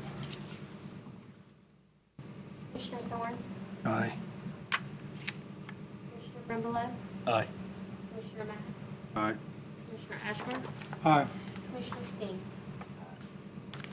All right, the motion to approve this item passed. Thank you.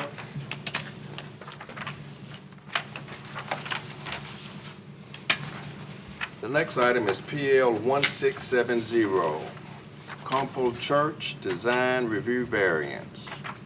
Request to allow a metal faucet on the western elevation of the church to account for future expansion. The subject property is located on the west side of Mackinville, north of Dealworth Lane at 1835 Mackinville Road, in Section 7, Township 3, Range 7. Mark Naylor, representing NCSG contractor for Compel Church. Mr. Cardoso, would you present the staff's comments and report? Yes, sir. This is Project PL 1670. As you mentioned, it's a request for Compel Church on a request to allow a metal facade on the western side of the building, which would be a variance from the design standards. This is at 1835 Mackinville Road, north of Dilworth on the west side of Mackinville. Joseph Limley is here tonight representing NCSG, who is the contractor's representative for Compel Church. Mark Naylor is listed in the staff report as the general contractor. The subject property is zoned R12 residential, which church is an allowable use. The proposed lot was created with a plat approval on January 18th, 2022. The setbacks are listed in your staff report, and the original submittal for the site currently under construction listed the western facade as a brick base and a ephes material on the upper portions of the elevation. The build is ongoing, and then in conversations with the church and the contractor on the site, they've come back with a revised request to make a metal facade on that western portion of the building. With these types of requests, the variance discussion on the special conditions and circumstances existing peculiar to this land, structure, or buildings involved, generally not applicable to other land structures or buildings in the same district. Landlord enforcement would deprive the applicant of rights commonly enjoyed by other properties. The special conditions and circumstances do not result in the actions of the applicant. In granting the variance request would not confer on the applicant any special privilege. Similar to last applications, the applicant has provided a response to each of these. Generally speaking, they're requesting the metal facade to account for future expansion, and they can speak more on the specifics of the timetable and the exact building materials. I provided a site plan and a building elevation, and the applicant has provided a sketch of the sides of the building they're requesting on the western portion to give you an idea of what it would look like in the field. If approved, this would revise the existing building permit to allow the facade on that portions of the building, and would revise the certificate of development as well. And any parties aggrieved by this decision can appeal to the Board of Aldermen within the 10 days of this decision tonight for approval or denial. And there are proposed motions to approve or deny in the staff report. As I mentioned, there are building elevations, a proposed site plan, and an aerial map view of the site. And Joseph Limley is here representing the Compel Church, and they have some representatives in case you have any questions, and I'm available as well. Question for Mr. Cardoso? Yeah. Would the applicant please come forward and state your name and address in its entirety? All right, my name is Joseph Limley, 1835 Mackinville Road. I think Austin summed it up pretty good of what we're going for here. I'm just going to kind of read a summary of it, but Compel Church is submitting for a variance from the design ordinance listed on Chapter 7, Township 3, Range 7, which states, no flat face cement block or metal surfaces shall be visible upon the exterior of any building. Compel Church submits with intent to temporarily move forward with metal siding in lieu of brick/ephes on all west side walls. You can see the photo, the aerial photo attached, as well as the site plan, and then the actual drawing of the exterior elevation there. Let's see. Due to the large amount of people attending Compel Church Hernando services, the current approved building that is under construction does not hold the capacity to compete with the recent increase in size. As a result, Compel Church plans to renovate the building in the next 5 years to increase the size of the sanctuary to include more seats and add more classrooms to account for more kids. The planned metal siding would match the color of the approved ephes, which is burnished slate. It's like a dark bronze. The temporary metal siding would not be visible from Mackinville or the northern dry basin. Because of COVID and the increased cost of construction, Compel Church places the assurances that the renovations and permanent facade has not started in the next 5 years. All temporary walls be replaced with permanent matching brick and ephes. original design layout for the property called out 2 total buildings with 1 larger one, and you can see that in the site plan. To come in the future, with this approval, it allows Compel Church to increase capacity without having a second building.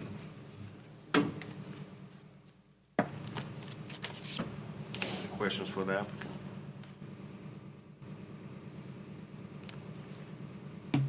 So this is the entire west side of the building? Yes, sir. Just You to have be the photo metal? correct there, that aerial photo. There should be a red portion on there that shows those exact walls on the slab right now that it's affecting. With the expected growth, why not just build it out now? Say that one more time. With the expected growth that you outlined, why not just build out the building now? I would say, I can ask Patrick. Patrick's back here. He could probably speak to that. Patrick Conrad, 3173 Nesbitt Road. The reason why we can't build it out right now is because the cost of this building originally was about $4 million. It's $6.5 million now. So that's the reason why. COVID, obviously supply chains, things like that. We had originally planned to have two buildings on that property. Phase 1 is the one we're looking at now, and then Phase 2 was going to be a second building. We have since felt like it'd be more efficient use of our footprint on that property and also a better use of money to go ahead and have a temporary wall in the back and expand it with growth. We are right now about to go back into the pack for the next 8 months until we get into this building. We were running about 550 in the pack. This current footprint only seats 365. The expansion would get it to 650. We're going to have 2 services day one, and probably within the first 2 years, a third service. I would invite you to add into your motion that if we're not expanded by the 5th year, you can go ahead and put in the motion, we have to put EFS and brick up. Because we're not looking to have That was my question. This is a Yeah. variance, not a conditional use. So we can't do that on a variance, can we? It's tough. Typically, a variance request is something very unique to this piece of property, and so it'd be, unless they just want to volunteer that. I would don't know if it's volunteer something- that. We're not here to put metal buildings up in Hernando. And so on that west side, there's no need, if we don't expand by then, for us not to wrap that EFS and that brick skirting all the way around. So I'd invite you to, that's fine. In fact, that's our hope. So it's just a better use, because if we had 2 buildings there with thousands of square feet, that's just, it's not efficient use of space. We can run multiple services, but this, at the current size, would require more services. Plus, if we do expand it, it allows us to have fewer services, which means parking issues. Of course, generally Sunday's not that bad anyway, but parking issues and traffic issues won't be as bad as if we have to have 3 or 4 services or whatever like that. So that's what this is about. We expect from other campuses we've had and the growth that we're seeing currently, if the projection is the same, that it will be within 2 years, we'll have to go to 3 services, and we will be planning the expansion, if allowed, within probably 3 years. But if you wanted to put something in the motion, hey. Well, that's what my concern, I don't know what the other commissioners are, is that because this is a variance and not a conditional use, and we approve a metal facade, then where do we hold the development accountable to go back and put that brick wall up? Because there is no, if we do it, we can't revoke the variance, you know what I mean? But can you, Austin, can you do it for this? This is approved for the first 5 years, and then you have to come back and revisit it, even though it's not a conditional use? Well, it's a variance, so basically this decision would run with the land. And so ideally, we're not approving this for you, we're approving it for this site. And so this, if the new church came in, and then we couldn't bind them to that decision. So this is really just something peculiar to this lot that makes it unfeasible to meet the design regulations for that back of the building. Yeah. And really the burden of proof's on y'all to demonstrate why. Yeah. And so I don't think we have, because in 5 years, if they say no, I don't know what retribution we would have. Austin, has it been done before? Do we know any history On, for allowing, another entity like this to do that? I probably can't really speak in a lot of detail. I know there's been design variances used before. I don't know in this exact circumstance if it's been similar. I know, well, since I've been on here, we haven't done it like that. Yeah, I'm just saying, this is the entire west My side. my of only the issue wall. is that every building that they're gonna pass, north, south, they're all bricked. Yeah. I mean, just looking at the other buildings here, I mean, I live here, but it's easier when you look. The view that you're seeing, Yeah. the view that you're seeing, you can see from that photo, the north, the west, or excuse me, the east and the south side walls are staying the same. So from McInville, from driving on the site, You from won't staying see on the it. northern Yeah, basin, won't you see won't it. even know it's there. The tenants just not have to rip down Well, that brick permanent facade on the back end when we do the renovation. Yeah, it's like Austin said, it's not about the church and it's not about y'all. It's about this site. And our job is to control that over time in the future so that for some reason, you up and move to another site in 5 years. How do we protect this site? If a new church comes in, Yeah. now we can't hold them accountable to put that wall up after the fact. So that's my concern Yeah, I with get this, right? So, and I appreciate you volunteering to put that conditional use in. I just don't know legally if we can do that with this motion. yeah, it'd be on their word, and, in 5 years, if they're not there to require that on a new applicant for a building that exists, it's tough. I will say there is precedent for the two variants, or the variant, or what is it? Ordinance? This is a variance, though.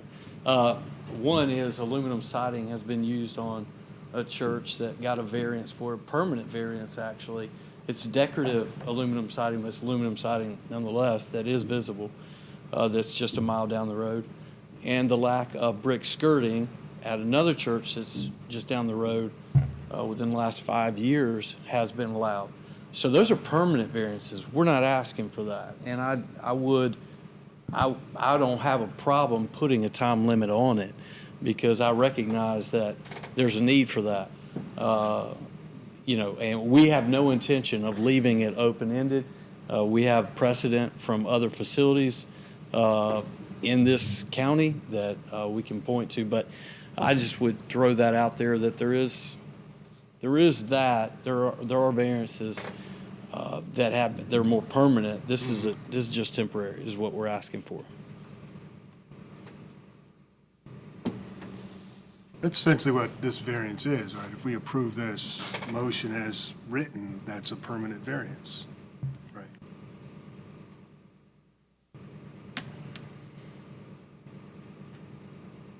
Again, the reason why we're asking for this is because of the exorbitant cost of building right now and I totally expanding. understand, yeah. And to go up $2 million on this building is, I have to stand here as a steward of the finances of our church and organization, so I take that very seriously. This is a great option that affords, I think, a win-win. Two, it affords us the opportunity not to put too heavy of a footprint on that property. I'd rather just have one building. If we don't do this, the option may be to build another facility on that building, which I don't want to do that either if I can help it, but it also is a better use of that footprint. So, And some of those, just background, you asked about those construction costs that have caused that to raise. Obviously, we mentioned COVID. There's been some material procurement issues, getting things on time. So we've had to alter the building for those reasons. But a couple things with, obviously, approval of permits. We've had to adjust the building to a couple ordinances, requirements, things like that we adjust the building to meet a schedule and time, get them into a building, because right now they're at a temporary facility. And so it's raised that cost by that amount for that I reason. totally get it. It took me 6 But I months just to wanted to renovate a answer back your question. patio. I get the whole cost and materials thing, Yeah. yeah.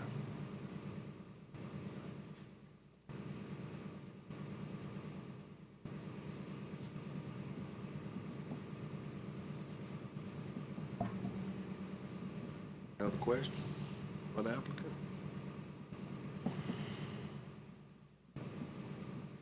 Thank you. Anyone in support or against this item, please come forward and state your name and address in its entirety. Karen Love, 985 Cedar Grove Parkway, Hernando, Mississippi, 38632.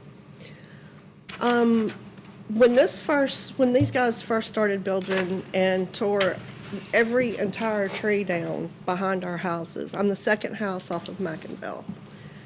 Mayor Chip Johnson came and stood back there and told us everything was going to be fine. He stood at my swimming pool, said everything was going to be fine.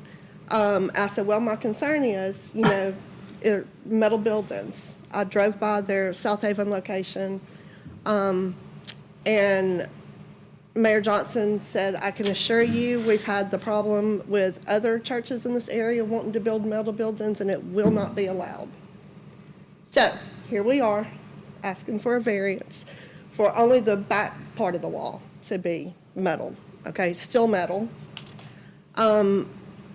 Like I said before, we can hear every sound from the football. Robert Carter might as well be standing in my bathroom off of my master bedroom because it's that loud. So if they put in a metal wall behind them on the western side, the entire western side, what's that going to do to the sound? Multiply it, right? It's going to echo. That's a problem for residences. They've already destroyed the property value for us. I'm a real estate agent. The desirability for our houses has gone completely by the wayside because they took down every tree that was back there that was not necessary to be done. Okay? As far as for their word, we asked them to cut the yard, cut their grass back there that's behind our property. They said, why don't you meet us in the middle and cut the yard for us? Okay, well, give us 10 more trees. How about that? No, we're not going to do that. So they're not really willing to meet anybody in the middle like they say they are. So as far as I'm concerned, metal building's a no for me. And that's my concern. Well, just to be clear, it's not a metal building. Well, the metal It's wall. a brick building with a backside metal. Right, but the metal temporary- wall, it's still part of the building. No, I understand your concern, but It's just still to part be of the clear, it's not building, the and whole it's still building. going to be the same problem. So.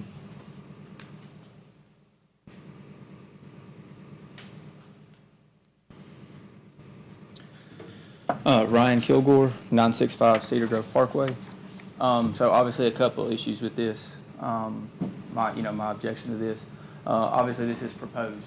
Nothing ever says that it has to go forward, so there is a potential that could be there for forever. If this variance doesn't, or does get approved, as I understand it, goes with the land. So if they move, somebody else can come in, and at that point, maybe it's not just the west side wall, maybe it's the entire structure that is now has metal siding on it. I think they stated too that, pre-COVID, they had 500 people at the PAC Center, but they've designed their initial facility to only hold 370 people. To me, that seems like a little bit of poor planning on the initial phase of this. Why not go ahead and expand that to meet what you're able to meet at this point? Also, having a metal wall panel there doesn't necessarily, or having the brick and ephes there doesn't necessarily keep you from expanding. You can still tear that down. You can still make that an expandable frame and move on without having to build a second building there. And lastly, as the subdivision that I live in, we have an HOA. I'm held to standards that even if it's a temporary fence, temporary whatever, I have to be held to certain standards too. So I feel like that as a business that's coming to the community, that they should be held to the same or better standards than what we should have to at our, for our communities here.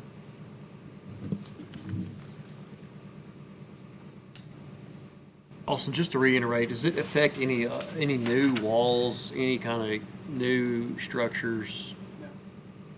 It'd be just the existing western wall. That's it. I mean, if they built a new building, they would not be able to. That's right. This variance request is only for that wall on the rear of the building, the western side.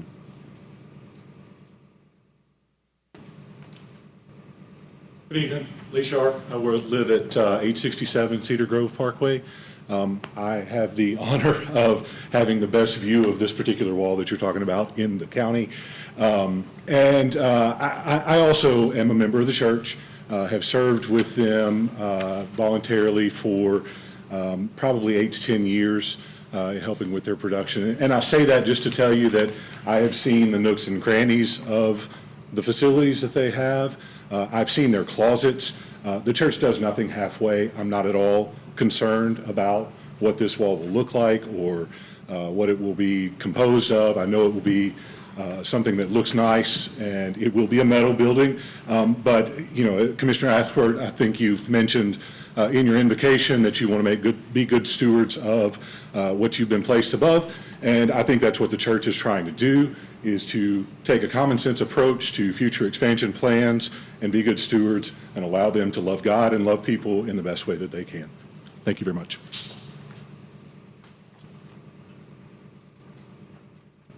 Hi, Mary Agnes Ledbetter, 960 Cedar Grove Parkway.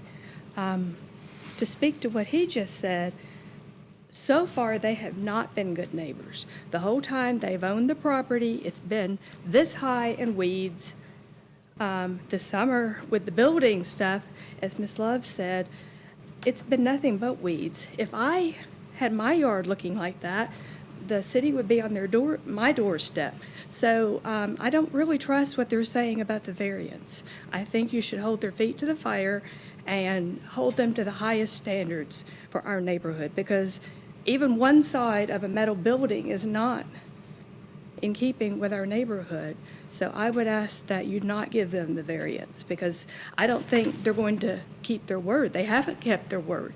The pastor said he was going to be a great neighbor, and so far, the building side has been an eyesore. It was an eyesore when it was the empty lot, and I don't think they're going to keep their word, so I don't trust them. Thank you.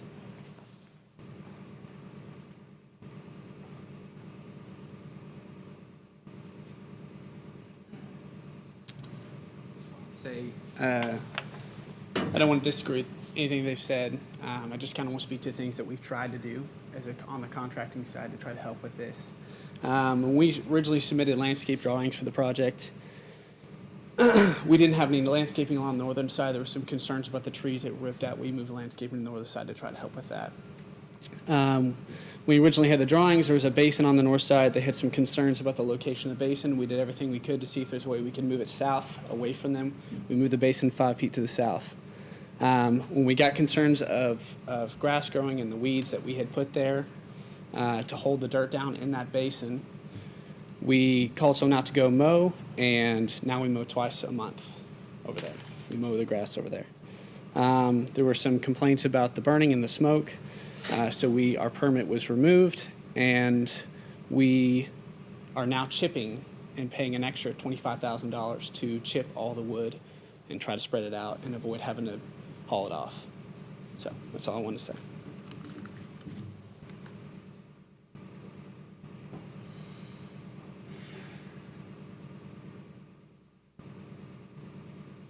Anyone else in support or against this item?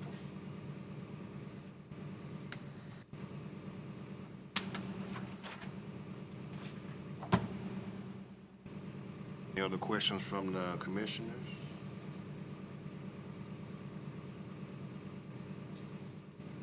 All right, is there a motion to approve or deny this item?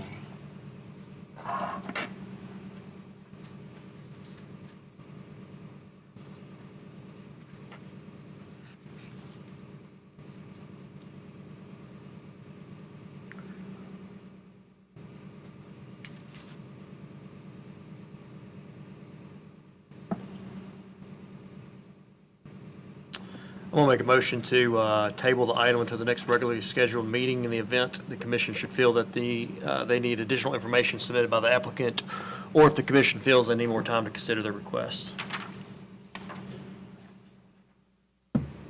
Second that. All right. Commissioner Thorne? Aye. Commissioner Brumbelow? Aye. Commissioner Max? Aye. Commissioner Ashworth, Aye. Commissioner Skeen. Aye. And for everyone's point of reference, that meeting's November 8th, 6 o'clock in the same room. Okay, that motion to table this item passed, and the next meeting is November 8th.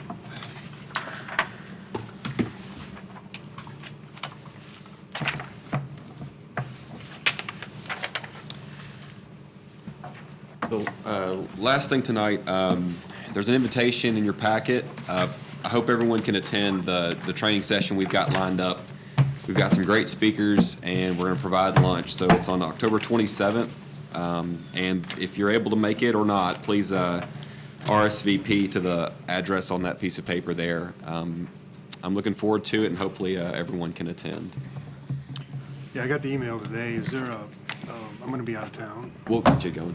I'm setting up the Zoom link next week. Okay. I think we have 5 available spots, and so hoping everybody can be there in person, but we'll take care of you. All right, we have a motion to adjourn? I so moved. Six.